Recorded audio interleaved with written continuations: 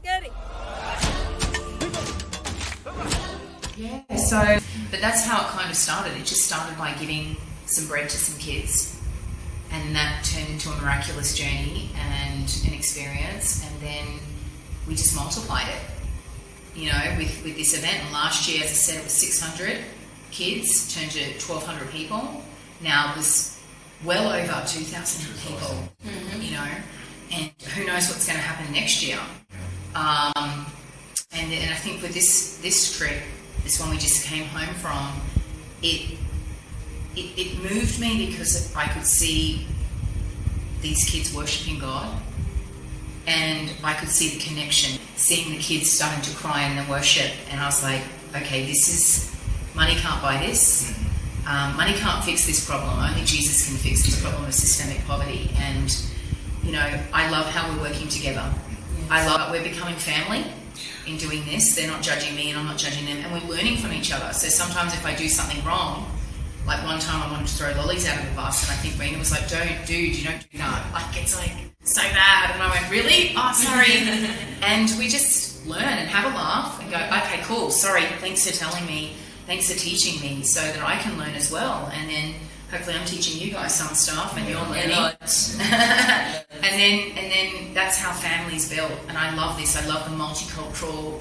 You know my heart back in Australia. You know how I love multicultural. I'm a half Asian, and with my African brothers and sisters, and just love it, and I just feel like in that unity of John chapter 17, we are truly Jesus' hands and feet, and it's going to have power.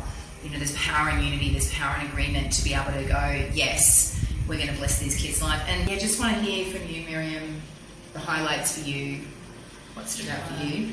One of the highlights for me was, I'll talk about the children outreach, the joy, especially when we had the dances. We saw some kids that can dance. Yeah. Remember that? Yeah. And they were so motivated. Yeah. It just shows how much joy they have, and joy spreads. And then with the recent one we had, just the worship, how they could freely just connect with God without you forcing them. And you could see the genuineness, some of them the brokenness, and I learned something from that, because we need to be like children. The Bible says that we can learn from the children. We need to be childlike and Christ-like too. Yeah. This generation is so new, it is ready to absorb anything that is available. Yes. And these are the kids. And us taking advantage, you people are taking advantage of this stage that these kids are at, would transform not only Zambia but the world. Wow. Yeah. Wow. Amen.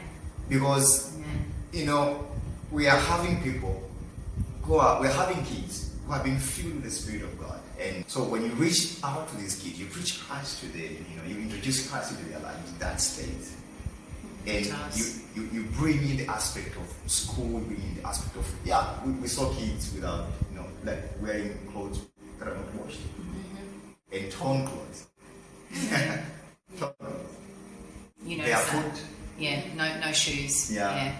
And we thank God for the immune system, thank God for the body, like their bodies adapted, but still you can tell that, okay, these kids are malnourished. Yes. These kids need food, these kids need love. Wow. So we go out there and we give hope. Well, we're not the ones giving hope, it's Christ giving them hope.